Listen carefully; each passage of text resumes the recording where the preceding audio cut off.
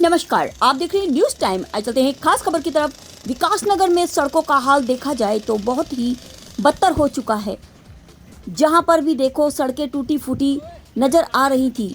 वहीं सरकार ने इसकी मरम्मत भी करवाई, परंतु जल निगम के द्वारा इसे दूसरे ही क्षण तोड़ दिया जाता है, जिससे कि लोगों को चलने में बहुत ही असुविधाओं का सामना करना पड़ रहा है।